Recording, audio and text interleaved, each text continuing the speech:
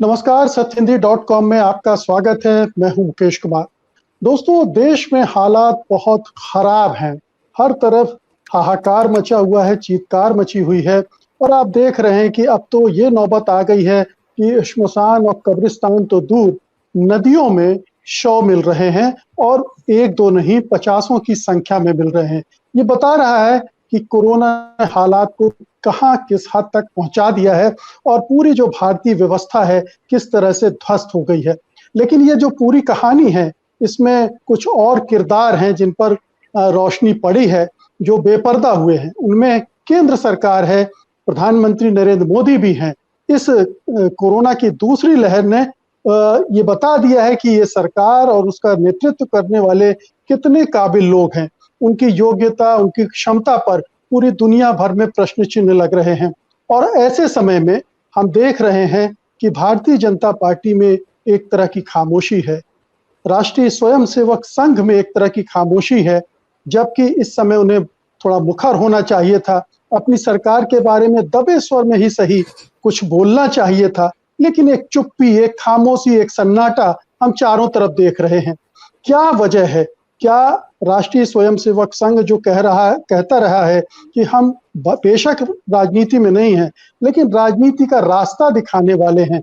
क्या वो अपनी सरकार को रास्ता नहीं दिखा रहा है? नहीं दिखाना चाहता है?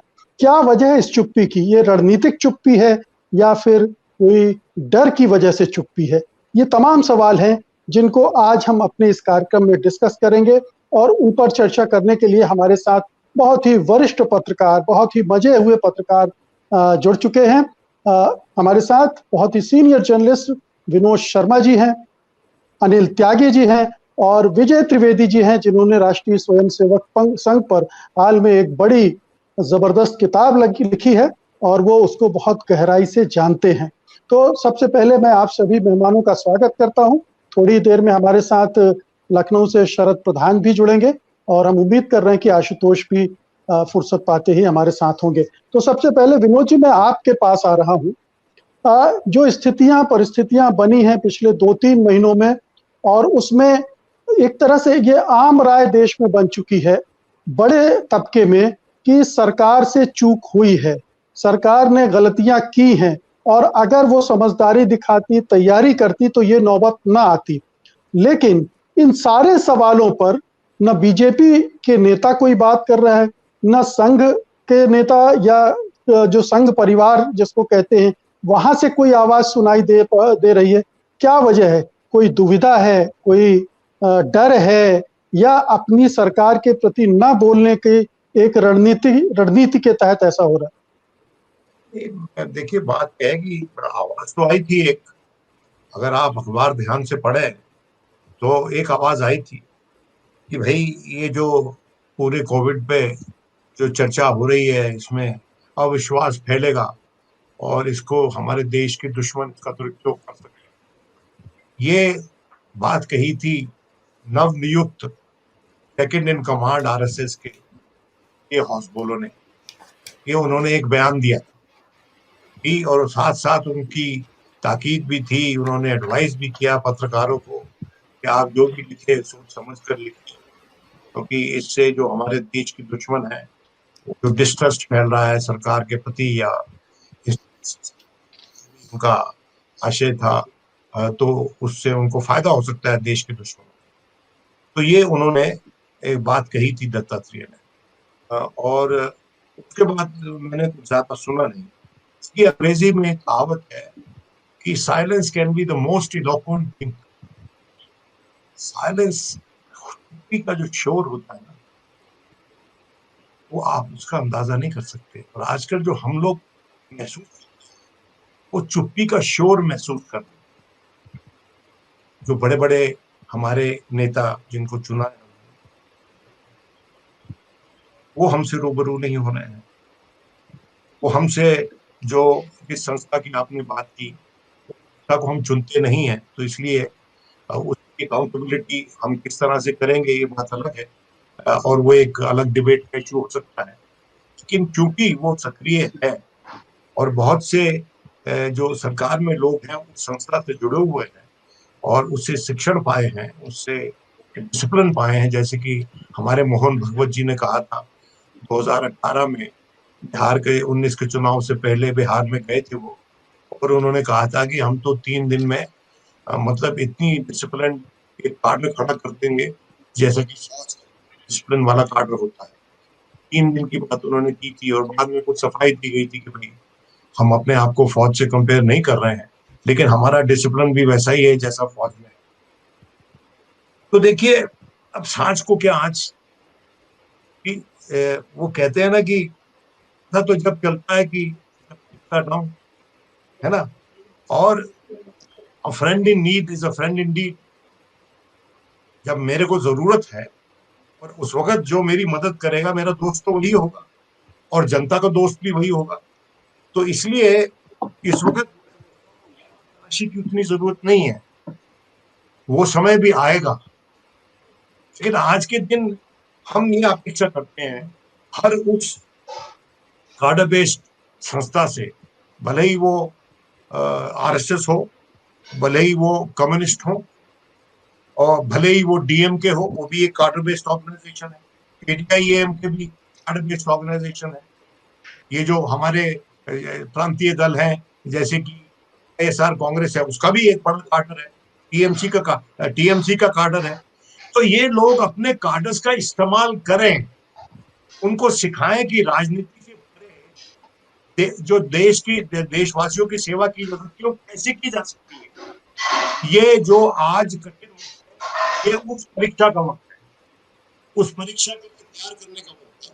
और वर्क, जैसे कहते हैं ना कि लर्निंग वाइल वर्किंग, तो ये कार्डर्स को सक्रिय करें। सब पॉलिटिकल पार्टी, कांग्रेस पार्टी भी अपने कार्डर्स को सक्रिय करे। देश की आज भी सबसे बड़ी पार्टी, हालांकि फर्स्ट पर इलेक्शन हार रही है और उसकी साथ गिरी हुई है, लेकिन एक समय है कि कोई भी बड़ी पार्टी, कोई भी अच्छी पार्टी, कार्डर बेस्ड पार्टी जिसके पास योद्धा है, वो अपना एक स्थान लोगों के मन में, दिल में बना सकती है।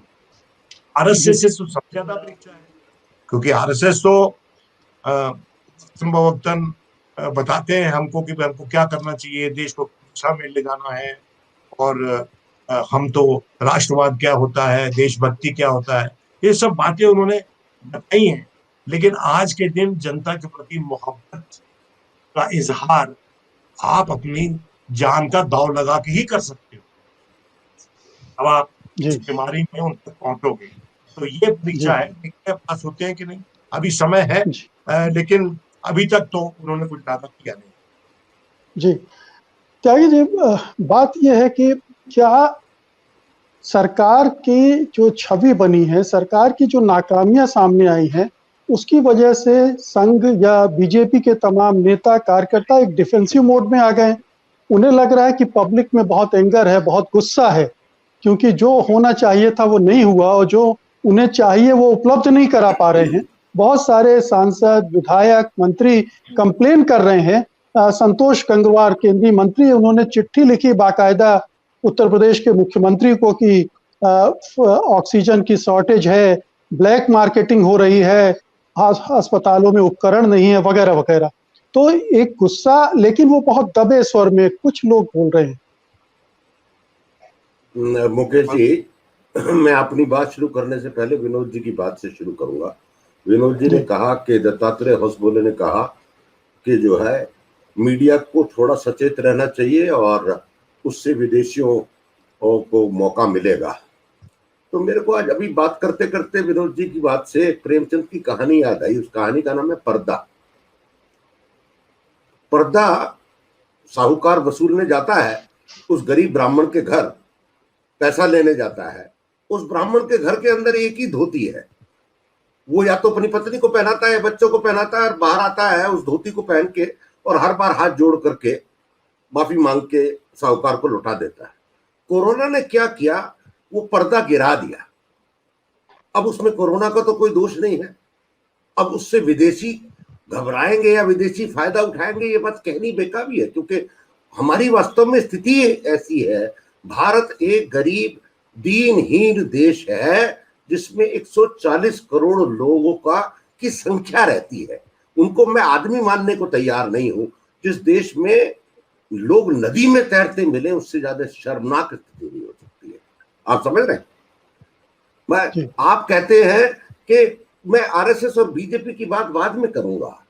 आप ये देखिए, मेरे पास आंकड़े हैं, इस देश में 140 करोड़ के देश में 2,55,000 सिर्फ बिस्तर हैं जिनमें ऑक्सीजन है, और 75,000 बिस्तर ऐसे हैं जिनमें आईसीयू बेड है 140 करोड़ के देश में, और सिर्फ 23,000 वेंटिलेटर हैं पूरे देश में। हम पता नहीं कौन से देश में हैं, हम किस पार्टी और किस संघ और किस जमात की बात कर रहे हैं, हमको ये भी नहीं मालूम। आज एम्स के एक डॉक्टर का सुबह मेरे पास फोन आया, ही सेड कि मैंने अपने पिता के एक बहुत बढ़िया दोस्त को पटना में खो दिया, जो कि वो खुद भी डॉक्टर है पटना एम्स में। वहां बिस्तर थे, लेकिन उस डॉक्टर को बिस्तर नहीं मिले क्योंकि वो बिस्तर वहां के मंत्रियों और विधायकों के लिए सुरक्षित थे। जी। तो ये जो त्यागी जी यहाँ त्यागी जी मैं अपनी बात पूरी कर दूं। ठीक, जो ये चुप्पी आप देख रहे हैं, ये चुप्पी मिली भगत की चुप्पी है, क्योंकि जनता का आक्रोश इतना बड़ा हुआ है कि आपकी नाकामी के उस प्रहार को झेलने की क्षमता आप में नहीं है। क्योंकि आप किस मुंह से लेकर के जाएंगे, इसमें गलती इस देश की भी नहीं है, गलती इन सरकार की। लेकिन जब दूसरा आदमी सामने हमला करता है तो आप किस रिस्पॉन्स टाइम से आप उस पर हमले को जवाब देते हैं, ये सबसे बड़ी गलती है। जब आप जनवरी में संगीत गान गा रहे थे, 34 लाख लोग हरिद्वार में स्नान करते हैं, लगातार बंगाल में और आसाम में और तमिलनाडु में रैलियां होती हैं। इस पूरी राजनीतिक जमात को इस देश से क्षमा मांगनी चाहिए। आखिरकार इस सिस्टम 4,000 आईएएस अफसर और 3800 के करीब आईपीएस अफसर इस देश में सिर्फ हुक्म बजा लाने की प्रेरणा लेते हैं। अदरवाइज आप मेरे को बताइए, अगर सिस्टम काम कर रहा होता तो राजनीतिक पार्टियों की बात छोड़ दीजिए, आप देश की बात करिए, देश बहुत बड़ा है। तो कुंभ में डीजीपी और चीफ सेक्रेटरी क्या खड़े होकर के ये नहीं कह सकते थे कि ये कुंभ नहीं होगा, लेकिन क्योंकि आपके सिस्टम ने उस पूरी व्यवस्था को ही पंगु बना दिया है। क्योंकि त्यागी जी, जब आप सिस्टम कहते हैं ना, तो जो लोग जिम्मेदार हैं वो बच निकलते हैं जी। आप सिस्टम को पूरा निकलते हैं। मैं मुकेश जी, जो लोग इस सिस्टम को चलाने वाले हैं उनकी जवाबदेही बनती है कि नहीं, उनकी जिम्मेदारी बनती है।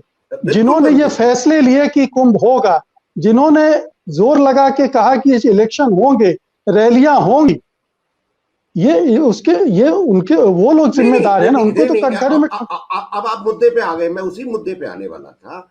इस पूरे माहौल को क्रिएट किसने किया? इस पूरे माहौल को क्रिएट किया जो लोग सत्ता नशीन है और जो सत्ता की बागडोर पीछे से चला रहे हैं।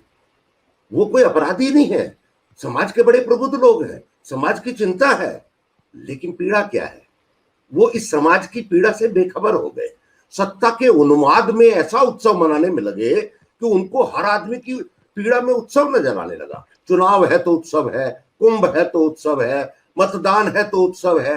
ये कैसा देश है? टीका लगेगा तो उत्सव है। टीका लगेगा तो उत्सव है। इस देश में मौत का तांडव हो रहा है और आपको सब जगह उत्सव नजर आ रहा है। हम किस चश्मे को पहन करके इस देश को चलाना चाहते हैं? मुझे तो नहीं समझ में आ रहा। लेकिन मेरा प्रश्न तो ये था ना त्यागी जी, ये खामोशी क्यों है? आपने ठीक कहा कि ये चुप्पी मिली भगत की चुप्पी है, एक डिफेंसिव चुप्पी भी है कि क्या आक्रोश है लोगों में, इस वजह से भी वो नहीं बोल पा रहे। तो नहीं, देखिए क्या है कि चुप्पी इसलिए है कि घर में नहीं दाने और अम्मा चली भुनाने। साधन है नहीं भाई। अर्थशास्त्र से समाजशास्त्र चलता है, समाजशास्त्र से अर्थशास्त्र नहीं चलता। जब भूख नहीं होगी तो आदमी क्या करेगा? अपराध करेगा, लूटपाट करेगा, चोरी करेगा। इस देश सरकार के साथ भाई, अमेरिका में ने डॉलर छापे अपने नागरिकों को दिए, जर्मनी ने फ्रैंक छापे अपने नागरिकों को दिए। आपको नोट छाप करके इस व्यवस्था को, इकोनॉमी को पंप करने में क्या दिक्कत है? अरे ये जो क्राइसिस आप और हम प्रबुद्ध लोग कर रहे हैं कि सिलेंडर नहीं मिला, बिस्तर नहीं मिला, ये तो उन लोगों का हाल है जो 80,000, 35,000, 87,000 रुपया देने को तैयार हैं। लेकिन आप उस आदमी की पीड़ा समझिए, गांव में जो पैरासीटामोल की गोली 250 रुपए में खा रहा है। वेद प्रताप वैदिक ने कल नया इंडिया में लिखा है कि ललितपुर के पास झांसी के गांव में पूरा गांव संक्रमित हो गया। वहां झोला छाप डॉक्टर पैरासीटामोल की गोली 250 रुपए में बेच रहा है। 250 रुपए नहीं है लोगों के पास, लोग रो रहे हैं। राजस्थान का गांव संक्रमित हो गया, लोग कढ़ा रहे हैं। तो जब आप आर्थिक निर्णय नहीं ले सकते और आप पूनावाला को भगा देते हैं 5,000 करोड़ रुपए दे करके, और वो कह रहा है कि मैं वैक्सीन बनाऊंगा, मेरे पास प्रेशर बहुत है, तो आप किस बात की व्यवस्था कर रहे हैं? किस तरह के आप कैसे बोलेंगे, किस मुंह से बोलेंगे, आप बताइए। इसका सिर्फ आर्थिक हल है इस चुप्पी को तोड़ने का। लोगों की जेब में पैसे जाएंगे, समाज में खरीदने की ताकत होगी। जॉय बिडेन कहते हैं कि अमेरिका के सारे रेस्टोरेंट्स की टेबल भरी होनी चाहिए। क्यों? क्योंकि जब लोग खाएंगे तो इकोनॉमी का चक्र चलेगा। एक रेस्टोरेंट 50 एक्टिविटीज को जन्म देता है। यहाँ तो जन्म देने की बात ही नहीं हो रही है, यहाँ तो मृत्यु हम इस पर आएंगे त्यागी जी, अभी हम इस पर आएंगे। लेकिन ये जो मूल सवाल है उस पर मैं अब विजय जी की राय चाहूंगा।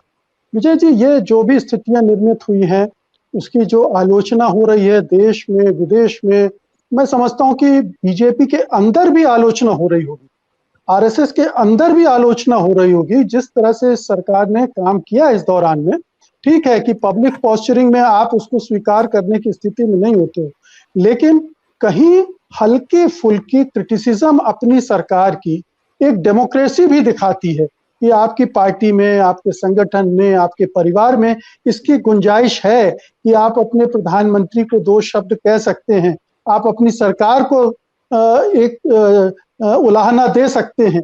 वो भी नहीं हो रहा है। मुकेश जी, जितना चर्चा विनोद जी ने, अनिल जी ने की है उससे साफ है, और इसमें तो कोई बहस हो नहीं सकती कि देश इस समय सबसे खराब दौर से गुजर रहा है।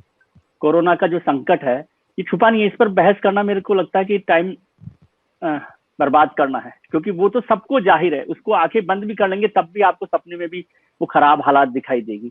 जो गंगा में लाशें बह रही हैं, जो जमुना में लाशें बह रही हैं, और अभी मैं देख रहा हूँ कि अब गांवों में भी कोरोना का जो कहर है वो बरप रहा। आप कह रहे हैं मिली भगत, मुझे मिली भगत से ज्यादा ये नाकारापन लग रहा है। ये बात भारतीय जनता पार्टी, राष्ट्रीय स्वयंसेवक संघ की नहीं है। विनोद जी ने जो बात कही ना, बहुत महत्वपूर्ण बात है कि ये वक्त है जान पे खेलकर दिलों में बसने का, और ये काम पॉलिटिकल पार्टीज को करना चाहिए।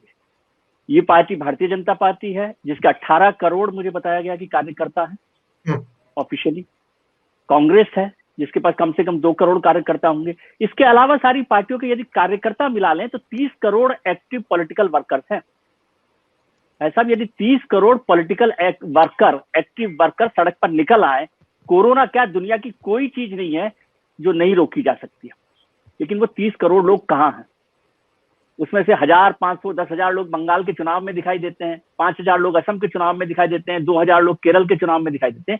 लेकिन जब संकट है वहां वो लोग दिखाई नहीं दे रहे। इसलिए मैं बार बार इस बात को याद दिलाता हूं सब लोगों को कि अगली बार जब चुनाव हो तो ये याद रखिएगा कि आपके यहाँ कौन नेता जरूरत के वक्त आया था, वो किसी भी पार्टी का हो। ये वक्त सोनिया गांधी के चिट्ठी लिखने का नहीं है प्रधानमंत्री को, और ये वक्त जेपी नड्डा का सोनिया गांधी को जवाब देने का भी वक्त नहीं है। डॉक्टर मनमोहन सिंह जैसे प्रधानमंत्री चिट्ठी लिखे तो उसका जवाब डॉक्टर हर्षवर्धन दे, उसका भी वक्त नहीं है। वक्त है कि इस समय जो संकट हो रहा है उसको निपटने के लिए हम क्या कर रहे हैं। आपने जो मूल प्रश्न किया जिस पर अभी चर्चा नहीं हो रही, वो राष्ट्रीय स्वयंसेवक संघ को लेकर है। राष्ट्रीय स्वयंसेवक संघ को हम, जैसे विनोद जी ने भी इस बात का जिक्र किया, कि हम अकाउंटेबल नहीं मानते, क्योंकि वो एक ऐसा सोशल ऑर्गेनाइजेशन है जैसे बहुत सारे ऑर्गेनाइजेशन यहाँ पर देश में काम कर रहे हैं। वो मस्जिदों में भी काम कर रहे हैं, वो मंदिरों मठों में भी काम कर रहे हैं, वो गुरुद्वारों में भी काम कर रहे हैं। उसी तरह से आरएसएस भी काम कर रहा है। आरएसएस के बहुत स्तर पर बहुत सारे काम चल रहे हैं, लेकिन मैं उस काम को बहुत ही नाकाफी मानता हूं, क्योंकि आरएसएस जितना बड़ा संगठन है, 1 करोड़ तो कम से कम उनके एक्टिव वर्कर वो खुद मानते हैं कि एक्टिव वर्कर हैं। और जो हमेशा ये बात कहते हैं, राष्ट्रवाद की बात छोड़ दीजिए, वो राष्ट्र सेवा की बात करते हैं। उसका नारा जो है आरएसएस का, वो है राष्ट्र प्रथम। अगर राष्ट्र प्रथम है तो आरएसएस के, मैं समझता हूं, वो 1 करोड़ स्वयंसेवक बाहर दिखाई देने चाहिए जो नहीं दिख रहे। हो सकता है 1 लाख लोग दिख रहे हैं। मेरा प्रश्न ये था विजय जी, मैं ये सवाल नहीं उठा रहा था कि विभिन्न पार्टियों के कैडर क्या कर रहे हैं। मैं इससे बड़ा सवाल उठा रहा हूं कि एक सरकार जो हर तरफ से फेल होती दिख रही है, उसमें उस पर प्रश्न करने वाला कोई नहीं है। अपोजिशन का काम है चिट्ठी लिखना, राय देना, क्रिटिसिज्म करना, उसको रोकना तो लोकतंत्र को रोकना होगा ना, चाहे वो कोई भी समय हो। सरकार अगर गलती कर रही है तो कौन उंगली उठाएगा, कौन उसको चेताएगा कि आप ये सही नहीं कर रहे? अगर वो नहीं करेगा तो कल को आप कहोगे, मतलब कि आप क्या कर रहे थे सवाल उठाने पर आपने क्यों अपनी जिम्मेदारी? मैं सवाल उठाने पर नहीं कह रहा, मैं कह रहा हूँ सवाल उठाने से ज्यादा बड़ा काम करने का वक्त है अभी। मुझे सोनिया गांधी के सवाल उठाने पर आपत्ति नहीं है, राहुल गांधी के सवाल उठाने पर भी आपत्ति नहीं। मैं कह रहा हूँ कि बड़ा वक्त है काम करने का। और जो आप कह रहे हैं वो बहुत महत्वपूर्ण है।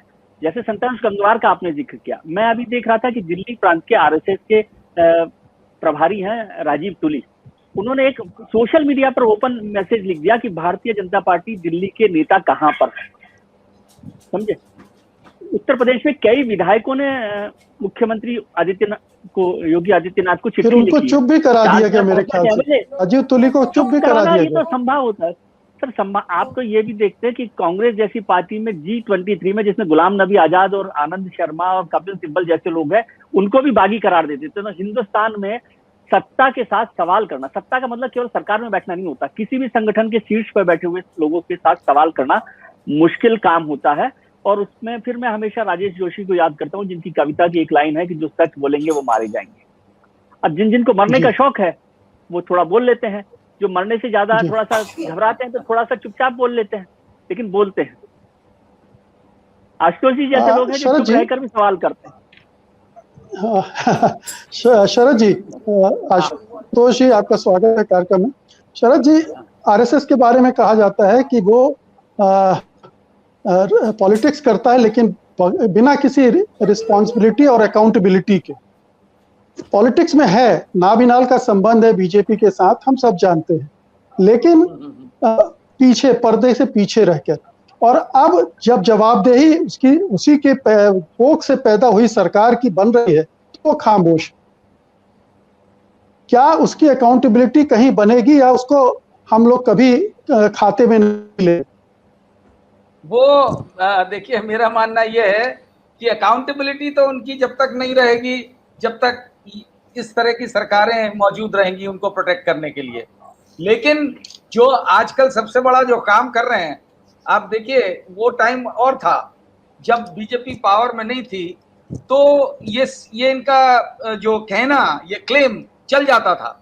लेकिन आज की डेट में जब हर इंस्टीट्यूशन, पर्टिकुलरली एजुकेशनल इंस्टीट्यूशन, जो टॉप लेवल के इंस्टीट्यूशंस हैं, वहां पे बाकायदा इनका वर्चस्व कायम हो गया है।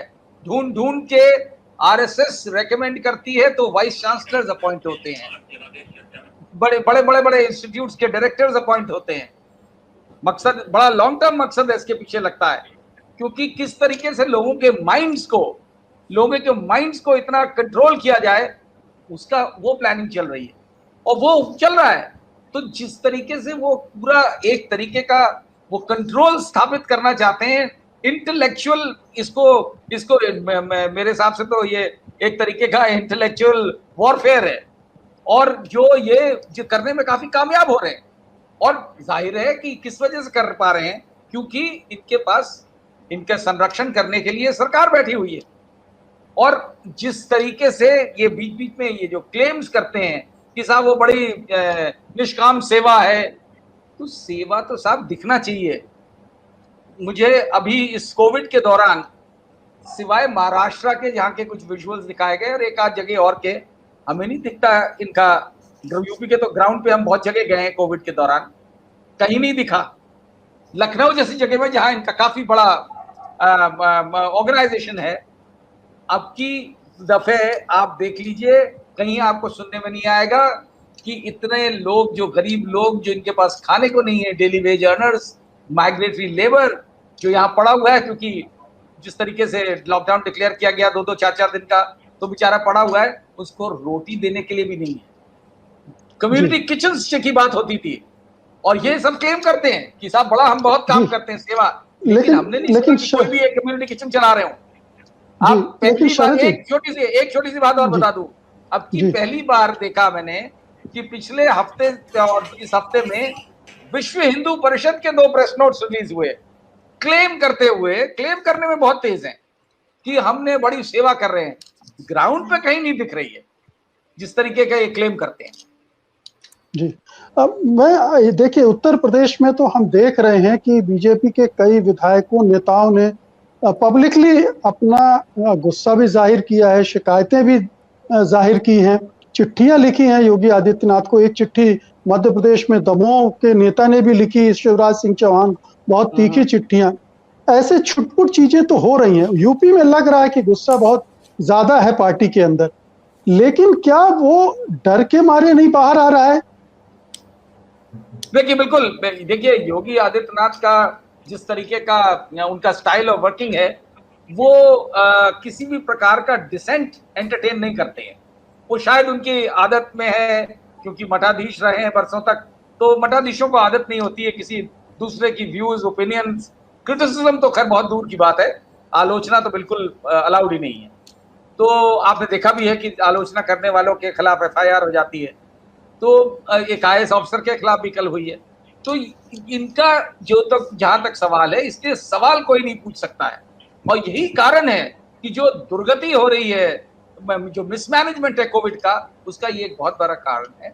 क्योंकि जो ब्यूरोक्रेसी है, ब्यूरोक्रेसी की देखिए देखते देखते जो है स्पाइन तो बिल्कुल खत्म हो चुकी है, ये तो पूरे देश भर की प्रॉब्लम है।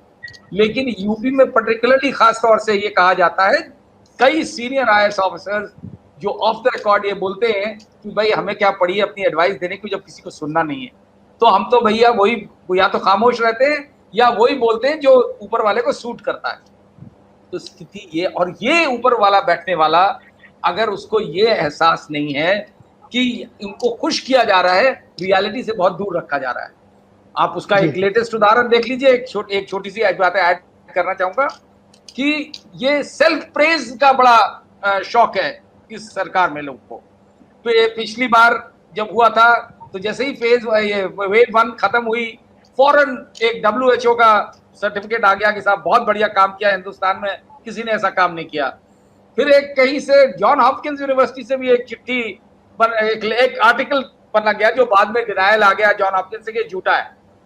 विज्ञापन छप गए टाइम मैगजीन में, 3 पन्ने का विज्ञापन, जिसको कहा गया कि साहब देखिए क्या आर्टिकल छपा है, यूपी में क्या काम किया है, वो निकला एडवर्टोरियल। आज की डेट में, आज ही की तारीख में WHO का एक और सर्टिफिकेट आ गया है, और आप हंसेंगे सुन करके। वैसे दुख की बात है कि ऐसे टाइम पे आदमी, जब लोग मर रहे हैं, लाशें तैर रही हैं सड़क पर, नदियों में, लोग लगे हुए हैं अपने लिए सर्टिफिकेट इश्यू कराने में, तमगे लेने में। उस सर्टिफिकेट में ये कहा गया है कि उत्तर प्रदेश सरकार ने बहुत बढ़िया तैयारी करी है रूरल में कोविड मैनेजमेंट की। अरे जनाब, रूरल का तो होश ही 2 दिन पहले आया है कि रूरल में फैल रहा है, और सर्टिफिकेट मिल गया, उन्होंने पूरा देख लिया, एसेस कर लिया, सर्टिफिकेट इश्यू कर दिया। अब इससे आप अंदाजा लगा सकते हैं कि अपनी तारीफ करवाने के लिए क्या क्या किया जाता है और कैसे कैसे किया जाता है। जी आशुतोष, अभी 2-3 दिन पहले ही एक सुब्रमण्यम स्वामी ने ट्वीट किया, और पहली बार मैं समझता हूं कि किसी बीजेपी के थोड़ा बड़े सीनियर नेता ने साफ साफ कहा कि ये सरकार फेल हो गई है, ये हेल्थ मिनिस्टर को बदलना चाहिए, गडकरी को रिस्पॉन्सिबिलिटी देना चाहिए। इसके अलावा कोई आवाज न बीजेपी की तरफ से आई, न आरएसएस की तरफ से आई। क्या कहती है चुप्पी? हम जानते हैं कि सुब्रमण्यम स्वामी को अब गंभीरता से पार्टी भी नहीं लेती, संघ भी नहीं लेता, और हम लोगों ने भी लेना बंद कर दिया, क्योंकि वो लगातार कुछ कुछ करते रहते हैं और होता कुछ नहीं। देखिए मुकेश जी, मुझे लगता है कि जो स्थिति इस वक्त भारतीय जनता पार्टी की है, ये स्थिति अंततः उसको उसी रास्ते पर ले जाएगी जिस रास्ते पर कांग्रेस पार्टी को इंदिरा गांधी लेकर गई थी। अब इसकी शुरुआत आप आज से मान लीजिए या 2 साल बाद से मान लीजिए, बिल्कुल इसी तरीके से। जब पार्टी के अंदर इनर्ट डेमोक्रेसी पूरी तरीके से खत्म हो जाए, जब संगठन के अंदर लोग अपने विचारों को रखने से बाज आने लगे, तो फिर कांग्रेस पार्टी की तरह ही भारतीय जनता पार्टी हो जाएगी। तो मेरा अपना ये स्पष्ट तौर पर मानना है। दूसरी बात, जो हम ये बार बार कहते हैं कि केंद्र के ऊपर जो सरकार है और आरएसएस में चुप्पी, इधर ये बीजेपी की सरकार नहीं है, ये आरएसएस की सरकार है। इसको अलग करके जो हम देखने की कोशिश करते हैं, ये एक मल्टीनेशनल कंपनी है जिसमें अलग अलग वर्टिकल्स हैं। ये वर्टिकल अंततः आरएसएस का है। आरएसएस के लिए ये सूट करता है ये कहना कि देखिए हम तो सरकार के अंदर नहीं है, इससे बड़ा झूठ भारत की राजनीति में पिछले 70 सालों में बोला ही नहीं गया है। और आरएसएस के अंदर ये नैतिक साहस है ही नहीं कि वो ये कह दे कि हम राजनीति के अंदर हैं, क्योंकि उनको सूट करता है। लेकिन आज की तारीख में हकीकत यह है कि आरएसएस अगर अलग मान भी लिया जाए तो आरएसएस के शीर्ष पर बैठे हुए लोगों की हैसियत ही नहीं है कि वो नरेंद्र मोदी सरकार या नरेंद्र मोदी के खिलाफ एक शब्द बोल सके। यह स्थिति आज की तारीख में है और यही बीजेपी आरएसएस के पतन का सबसे बड़ा कारण आने वाले समय में होने वाला है। जब सोनिया गांधी को चिट्ठी लिखे, जब राहुल गांधी कोई बात कहे और उसके लिए भारतीय जनता पार्टी के अध्यक्ष को, जिसको कश्मीर से कन्याकुमारी तक हर गांव में जाके, क्योंकि दुनिया का सबसे बड़ा संगठन बीजेपी है, उसके कार्यकर्ताओं को गैल्वनाइज करके, उनके कार्यकर्ताओं में ऊर्जा का प्रसार करके लोगों की सेवा में उतार देना चाहिए था। तब उनकी दिलचस्पी यह है कि वो चिट्ठी का जवाब दे रहे हैं अंग्रेजी। मुझे नहीं मालूम उनकी अंग्रेजी कितनी अच्छी, मैं नहीं जानता उनको, मैंने, क्योंकि मेरा उनसे कोई मुलाकात उस तरीके से नहीं है कि वो अच्छी अंग्रेजी बोल लेते हैं नहीं बोले, लेकिन चिट्ठी बहुत अच्छी लिखी गई। तो ये समझिए कि इस देश के अंदर एक नैरेटिव बताया जाएगा। इस नैरेटिव में ये कहा जाएगा कि देखिए नरेंद्र मोदी नहीं होते तो ये देश डूब जाता। अगर 10 लाख लोगों की मौत होगी तो ये कहा जाएगा नरेंद्र मोदी जी ने 20 करोड़ लोगों को मरने से बचा लिया है, लिहाजा हम सब लोगों को उनको शुक्रगुजार होना चाहिए, उनके चरणों में अपने आप को समर्पित कर देना चाहिए। अगर न राहुल गांधी होते तो 40 करोड़ लोग मर जाते। आप समझिए किस तरीके के नैरेटिव को इस देश में बताने की कोशिश की जा रही है। आज की तारीख में हमने तो कभी ख्वाब में भी नहीं सोचा था कि लाशें गंगा में बहाई जाएंगी। 71 लाशें तो मिली हैं, एम्बुलेंस से फेंकी गई हैं, यह सरकार ने कंफर्म किया है और हम इस पर बहस करने के लिए तैयार नहीं है। सरकार की बहस इस पे है कि जेपी नड्डा ने सोनिया गांधी क्यों चिट्ठी लिखी, सोनिया गांधी ने जेपी नड्डा को चिट्ठी क्यों लिखी। और मैं विजय जी की इस बात से पूरी तरीके से सहमत हूं, ये चिट्ठी लिखने का वक्त नहीं है। तो अटल बिहारी वाजपेयी 1962 की लड़ाई में क्या कर रहे थे? जब जवाहरलाल नेहरू से कह रहे थे कि जो 62 की लड़ाई चीन से हुई है, आइए संसद के अंदर उसका जवाब दीजिए, तो क्या अटल बिहारी वाजपेयी ने उस वक्त एंटी नेशनल काम किया था? क्या देश को गुमराह करने का काम किया था?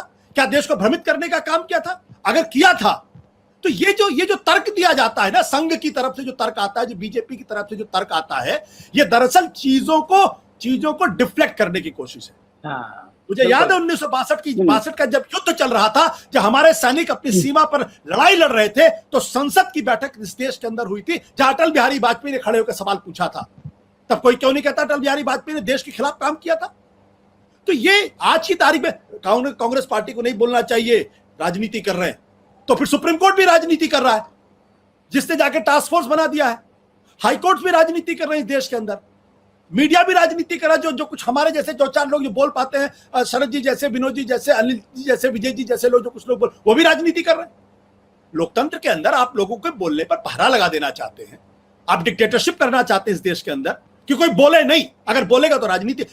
चीन अगर भारत की जमीन में घुस जाए तो राजनीति मत करो, कोरोना अगर हो जाए तो राजनीति मत करो, आर्थिक स्थिति अगर 23.9% हो जाए तो राजनीति मत करो। ये क्या मजाक बना रखा है? सबसे गंदी घृणित राजनीति कौन कर रहा है मालूम है? विजय जी को इसका जवाब देना चाहिए था। विजय जी जवाब देना चाहते हैं? विजय जी जवाब दे रहा हूं, जवाब नहीं दे रहा हूं, मैं बात कर रहा हूं। आशुतोष ने 2 अलग-अलग चीजों को कंपेयर किया, वो ठीक नहीं है। 1962 की स्थिति और 2021 की स्थिति में बहुत फर्क है। और मैंने ये कहा ही नहीं कि वो उनको सवाल नहीं करना चाहिए, मैंने तो दोनों के लिए कहा कि जेपी नड्डा को भी ये जवाब देने का वक्त नहीं था कि वो सोनिया गांधी को जवाब दें और डॉक्टर हर्षवर्धन जो है डॉक्टर मनमोहन सिंह का जवाब दें। मैं कह रहा हूँ ये सबको एक साथ चलकर खड़े होकर काम करने का वक्त है कि सब लोग काम खड़े करें। और सवाल करने से राष्ट्रद्रोही कोई नहीं होता है, मैं इस बात को मानता ही नहीं।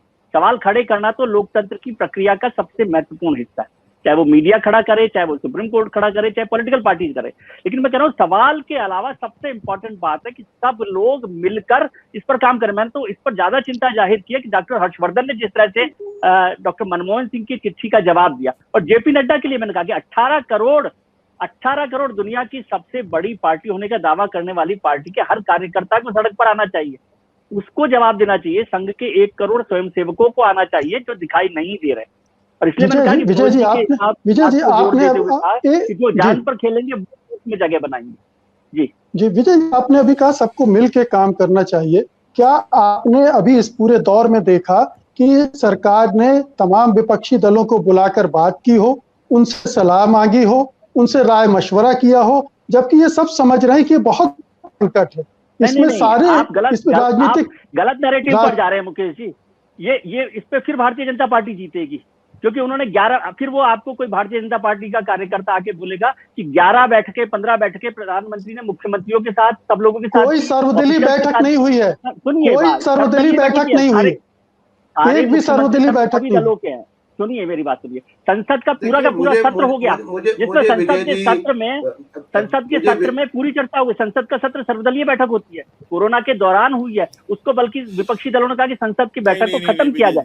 इसलिए महत्वपूर्ण वो नहीं, मैं कह रहा हूँ ये भारतीय जनता पार्टी ट्रैप में आप आ रहे हैं। सर्वदलीय बैठक विनोद जी आप बोलिए, फिर मैं सर्वदलीय बैठक हो जाएगी तो क्या हो जाए, विजय जी बुलाने में कोई आपत्ति नहीं है, लेकिन ये बीजेपी का ट्रैप है।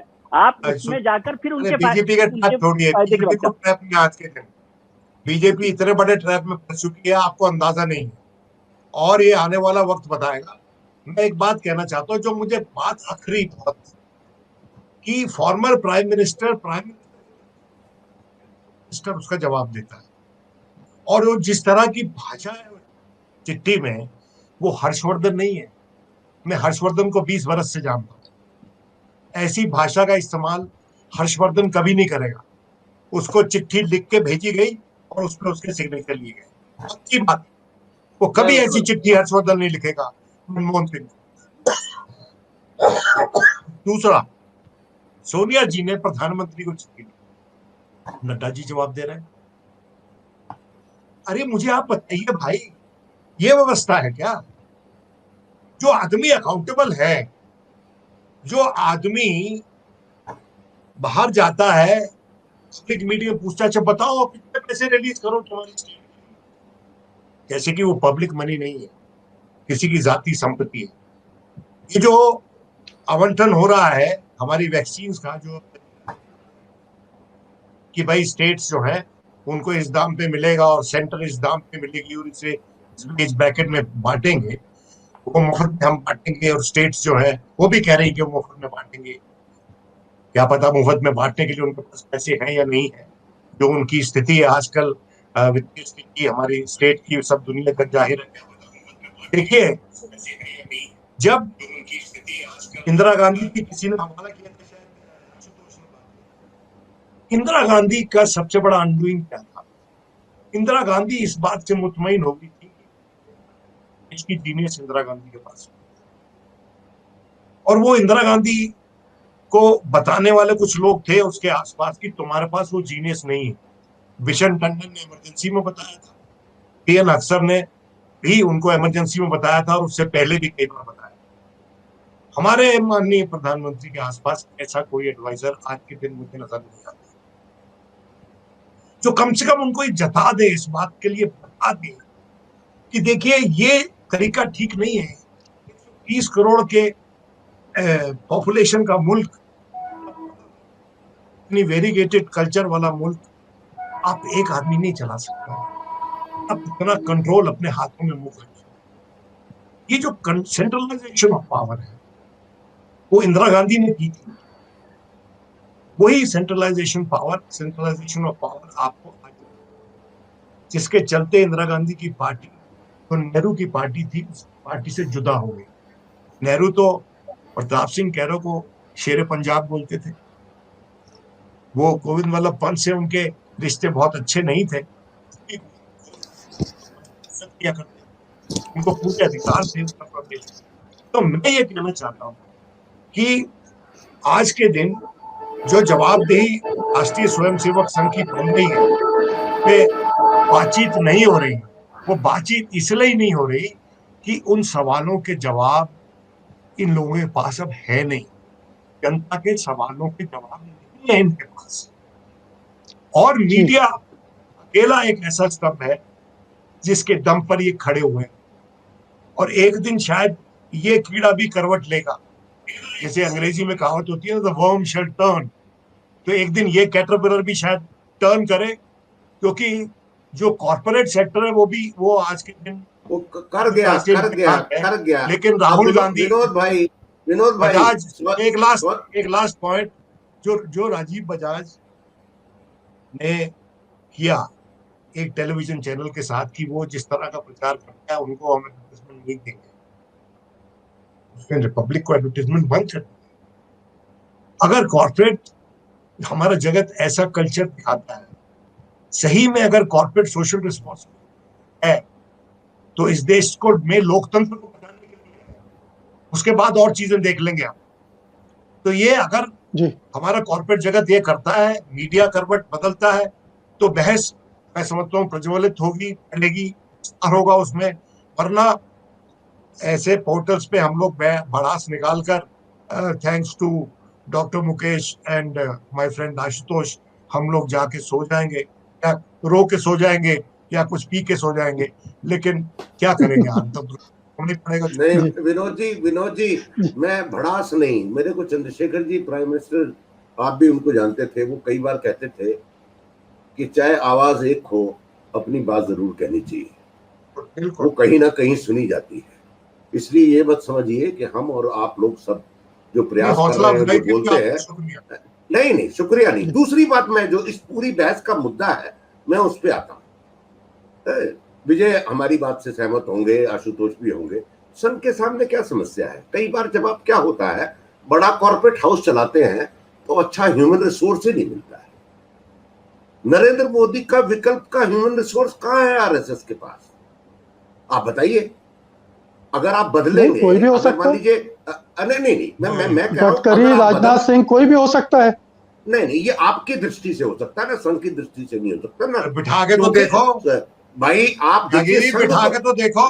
एक मिनट विनोद जी, राम मंदिर बैटिंग के लिए भेजो तो सही। नहीं राम मंदिर बन रहा है, 370 नहीं 370 हो रही है।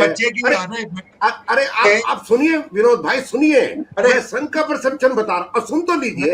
एक मिनट सुनिए 135 करोड़।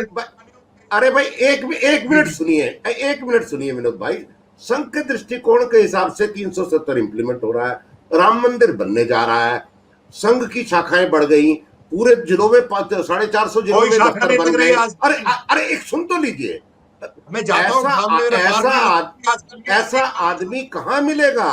राजनाथ वो डिलीवर नहीं कर पाएंगे, नड्डा जी वो डिलीवर नहीं कर पाएंगे, तो डिलीवरी बॉय चाहिए।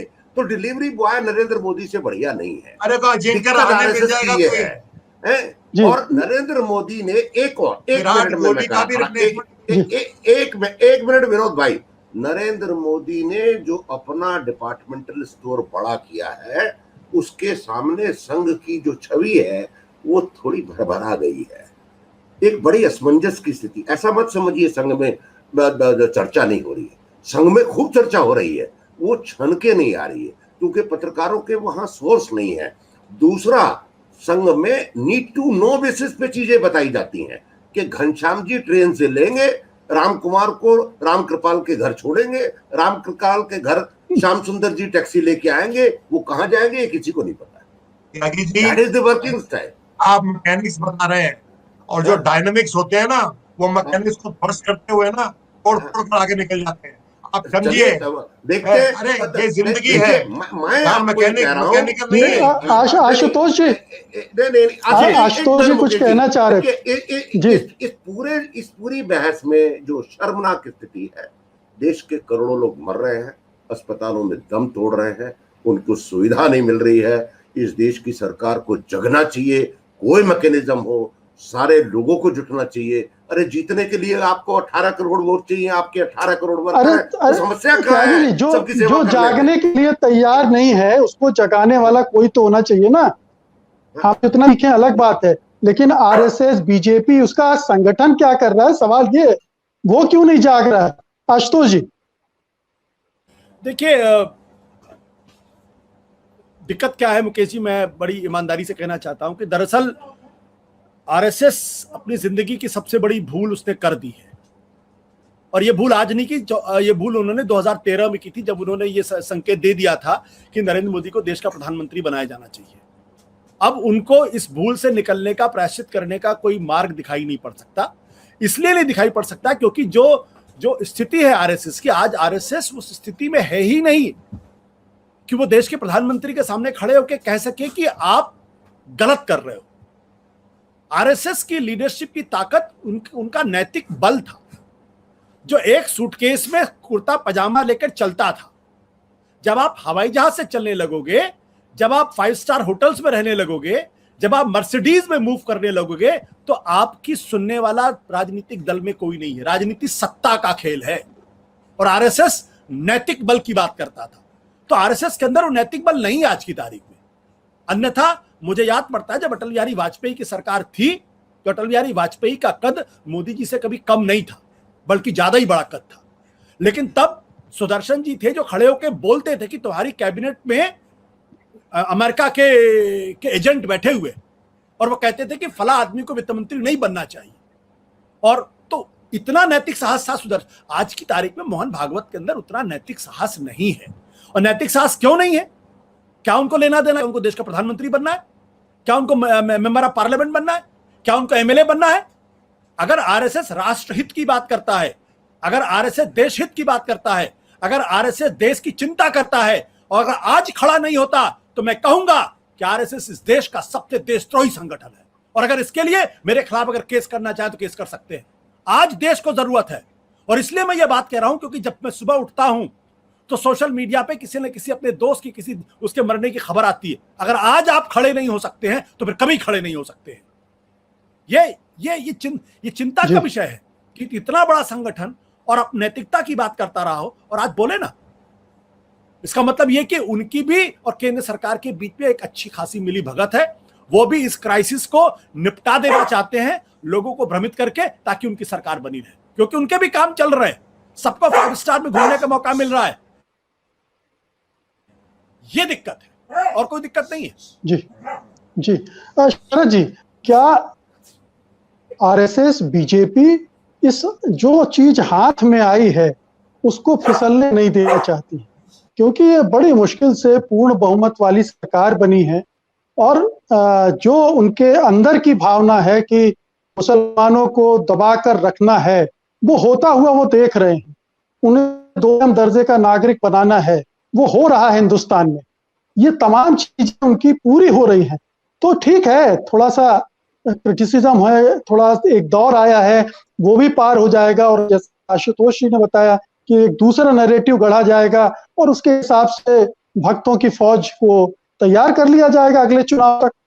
ये आत्मविश्वास भी तो काम कर रहा होगा, हो सकता है, या ये एजेंडा काम कर रहा है।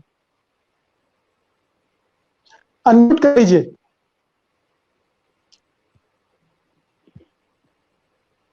जी अब आ रही आवाज? मैं कह रहा हूं ये आत्मविश्वास जाहिर नहीं करता है, ये दिखलाता है, अंग्रेजी में जिसे कहते हैं मेगालोमेनिया, पावर का जो है ऑब्सेशन। ये आज वही दिख रहा है। इनको लगता है इनका जो उद्देश्य था हिंदू राष्ट्र बनाने का और हिंदू मुस्लिम डिवाइड क्रिएट कर देने का, आरएसएस का वो एजेंडा उनको लगता है काफी हद तक उन्होंने अचीव कर लिया है। और अब आप देखिए ना, शुरू में 2014 में मोदी की ये भाषा हिंदू मुसलमान डिवाइड की भाषा नहीं होती थी, बड़े सटल तरीके से वो अपने चीजें कह जाते थे, दूसरों से कहलवाते थे। अब जो फिर 2019 में जिस तरीके की उनकी भाषा हुई है और जिस तरीके से खुल करके उन्होंने बोलना शुरू किया है, वो साफ जाहिर करता है कि ये जो कुछ हो रहा है वो एक प्लानिंग डिजाइन एजेंडा के तहत होता रहा है। ये बिल्कुल मैं आशुतोष की बात से एग्री करता हूं कि कोई ये दो अलग अलग लोग नहीं है। ये पूरे डिजाइन प्लान करके ये करते हैं। उसमें ये सोचना कि साहब वो ये कर लेगा, ये ठीक है, इसमें कोई दो राय नहीं है कि मोदी का इन द बार्गेन, मोदी का जो स्टैचर हो गया है इन लोगों के, इनके स्कीम ऑफ थिंग्स में, वो ऐसा हो गया है कि अब आरएसएस को उनको कंट्रोल नहीं कर सकती है। ये मानना कि मोहन भागवत जो चाहेंगे उनसे करवा लेंगे, ये बेवकूफी की बात है। आज मोदी की ये पोजीशन होगी और मोदी ने बड़े सिस्टमैटिकली ये बिल्ड करी है, अपना जो वर्चस्व बनाया है वो अपने तरीके से उन्होंने इस तरीके से बनाया है। और जो भक्तों की जो फौज है उनको कन्विंस इस तरीके से किया गया, और जो जरा आधे भक्त भी हैं वो भी इस चीज को मानने लगे, क्योंकि बड़ा आसान हो गया। हर चीज को आप देखिए नैरेटिव किस तरह बिल्ड करे गए, हर चीज को ले आए मोदी वर्सेस राहुल। ये वाली जो बात अभी थोड़ी देर पहले आशुतोष ने कही थी कि साहब लोग कहेंगे कि अरे देखिए अगर राहुल होते तो पता नहीं कितने हालत और बिगड़ जाती। करते हैं लोग एक्चुअली, आर्ग्यू करते आर्गुमेंट देते हैं। ये उनसे पूछो भैया राहुल की बात कौन कर रहा है, नहीं तो फिर और कौन है। ये जो बिल्ड कर गया नए नैरेटिव इस तरीके से, जिससे कि मेरे अलावा कोई है ही नहीं। अभी रिसेंटली एक बड़ा अच्छा आर्टिकल छपा था सेंट्रल विस्ता को लेकर के इंडियन एक्सप्रेस में, और उसमें कंपेयर किया था किस तरीके से न्यू बर्लिन जब बनाया जा रहा था, न्यू बर्लिन के जो प्लानिंग करी गई थी और मसोलिनी ने जो प्लान करी थी, उसमें था कि किस तरीके से इन लोगों को भी ऑब्सेशन था जाइगेंटिक बिल्डिंग्स बनाने का, और वो चीज फॉलो करी। बड़े अच्छे तरीके से उन्होंने डिस्क्राइब किया है और कंपेयर किया है। तो अगर वो स्थिति आ रही है तो हम लोग जा रहे हैं, जर्मनी जो 30s में था, मुझे तो लगता है हम उसी डायरेक्शन में काफी आगे तक बढ़ चुके हैं। और कैसे इससे मुकेश जी, मैं अगर आप इजाजत दें मुकेश जी और आशुतोष जी, तो मुझे कुर्बान अली ने एक पोएम भेजी है सतीश बलराम अग्निहोत्री की लिखी, दुष्यंत कुमार की पैरोडी है उनकी क्षमा यात्रा सहित। उससे बढ़िया इसका उपसंहार इस प्रोग्राम का नहीं हो सकता। मैं एक चंद सेकंड में उसको पढ़ देता हूँ। कहाँ तो तय था 15 लाख। त्यागी जी, मैं एक प्रश्न पहले विजय जी से कर लेता हूँ, उसके बाद फिर आप इससे इसका अंत कीजिएगा, ठीक है? विजय जी, अभी आशुतोष जी ने नैतिक बल की बात की, और दूसरी बात ये की कि मोदी जी का कद इतना बड़ा हो गया कि सब पौने हो गए। अब उनके सामने खड़े होने की हैसियत, ताकत, नैतिक शक्ति किसी के पास नहीं। क्या इसमें सच्चाई देखते हैं आप कुछ? मुकेश जी, आपने प्रोग्राम के शुरू में मेरी किताब आरएसएस पे लिखने की बात की थी। किताब मैंने लिखी है, उसमें इसी बात का जिक्र किया है कि 20 साल पहले, 25 साल पहले, 30 साल पहले हम लोग आरएसएस को रिमोट कंट्रोल कहा करते थे बीजेपी का, कि नागपुर से रिमोट कंट्रोल चलता है बीजेपी का, बीजेपी की सरकारों का, बीजेपी जो तय करेगी उसको रिमोट कंट्रोल से चलता है। फिर मैंने लिखा कि जब नरेंद्र मोदी की सरकार आई तो मोहन भागवत, और वो बड़े भाई की भूमिका में था आरएसएस। फिर नरेंद्र मोदी की सरकार जब 2014 में आई तो नरेंद्र मोदी और मोहन भागवत एक जमाने के, एक साथ के लोग हैं आरएसएस के, तो वो बड़ा भाई जुड़वा भाई बन गया। फिर वो 2014 में, 13-14 में आरएसएस के जुड़वा भाई हो गए मोदी और भागवत, या बीजेपी और आरएसएस। लेकिन अब उस किताब को मैंने आखिर में लिखा है कि अब ड्राइविंग सीट पर नरेंद्र मोदी है, जिसको साइड में जहां बैठना हो, जहां जगह मिल जाए वहां बैठ जाइए, और साइड में बैठने वाले की डायरेक्शन ड्राइवर से तय नहीं कर, ड्राइवर जो है वो तय करता है कि गाड़ी किधर चलेगी। तो अब ड्राइविंग सीट पर नरेंद्र मोदी है। और जो आशुतोष ने कही वो बात किसी हद तक सहमत है, क्योंकि नैतिक बल जो है वो ताकत देता है किसी भी संगठन को दिशा निर्देश देने का। अगर आप भी सत्ता के मोह में फंसेंगे, मेरी किताब सुंदर सिंह भंडारी से शुरू होती है, जिसमें लिखा है कि वो जब वो गवर्नर बन रहे थे तो मैंने पूछा कि आप क्या तैयारी करेंगे, बोले क्या तैयारी करनी है, मेरी ये 2 धोती कुर्ता पड़े, इसको उठाकर ले जाऊंगा। तो वो संघ के जब कार्यकर्ता होते हैं तो आपके पास नैतिक बल होता है। आज जो जिला प्रचारक भी होते हैं वो अपने, जो जिसकी शुरुआत शरद जी ने की थी कि अपने लोगों की नियुक्ति पर, काम पर ध्यान देते हैं, तो ऐसे लोग सरकार को मार्गदर्शन नहीं दे सकते। ये बहुत हद तक बात सही है, लेकिन ये भी सही है कि आरएसएस अपने स्तर पर काम कर रहा है, उतना बड़ा काम नहीं कर रहा, जितना बड़ा काम करना उसे चाहिए, उतनी बड़ी आज जरूरत है। जी विनोद जी, आप कुछ जोड़ना चाहते थे, फिर मैं त्यागी जी के पास जाऊंगा। ये आरएसएस, देखिए आरएसएस जो है, मैं इस बात को नहीं मानता। देखिए ये बात सही है कि मोदी पर्सनैलिटी कल्ट बनता है, आरएसएस तो हमेशा से पर्सनैलिटी कल्ट के विरोध में थी, जिस तरह से लेफ्ट पार्टीज भी थी। लेकिन आज के दिन विजयन पन्नेरी जो है वहां पर एक बड़ा नेता, उनका चेहरा बन गए। तो ये जो संस्थाएं थी ये अपनी ऑर्गेनाइजेशनल स्ट्रेंथ पे काम किया करती थी, और ये चेहरों पे डिपेंडेंट नहीं थी, और इसीलिए ये कार्डर बेस्ड ऑर्गेनाइजेशंस थी। अगर आज के दिन इतनी इनकी डिपेंडेंस एक चेहरे पे हो गई आरएसएस की, तो मैं समझता हूँ एक समय आ जाएगा कि ये कार्डर बेस्ड ऑर्गेनाइजेशन नहीं रहेगी, क्योंकि ये वो जो इंस्पिरेशन देते थे अपने स्तर पे, अपने तरीके से, जिससे हम डिसएग्री करते हैं और जिसमें कभी भी इस देश में एक राय नहीं रही है, और आज भी नहीं है, क्योंकि इनका जो वोट परसेंटेज है वो, तो आज भी इनके आइडियाज पे, इनकी आइडियोलॉजी पे इस देश में व्यापक राय नहीं है, मतलब मेजॉरिटी इनके साथ नहीं है, लेकिन फर्स्ट पास्ट में ये लोग राज में है। देखिए आरएसएस के सामने भी एक एग्जिस्टेंशियल क्वेश्चन, क्योंकि अगर सरकार पे सवाल उठ रहे हैं और आरएसएस के सवाल ना उठाने पे तो इनको विवेचना तो करनी पड़ेगी ना। तुरंत सो थोड़ी जाएंगे भाई अब हो गया भाई, ये अपने आप से, जैसे कि कांग्रेस कि हम तो इस कंट्री में डिफॉल्ट ऑप्शन है, जब ये सरकार फेल कर जाएगी तो हम आ जाएंगे, ऐसा तो नहीं है। आजकल वो सिस्टम तो नहीं है। तो आरएसएस को अपने आप के प्रति अकाउंटेबल होना पड़ेगा, आर्टिस्ट के प्रति अकाउंटेबल होना पड़ेगा कि अपने लोग भी मर रहे हैं, इनके अपने एमएलए रो रहे हैं, इनके बहुतेरे मंत्री यहाँ केंद्र में बैठे हुए सांस रोक कर बैठे हुए हैं, सहमे हुए हैं। क्यों सहमे हुए हैं? उनको शुरू से 14 से ऑक्सीजन की कमी रही है और मंत्रियों को, केंद्रीय मंत्रियों को उनको पर्याप्त ऑक्सीजन नहीं दी गई। समझिए इस बात को।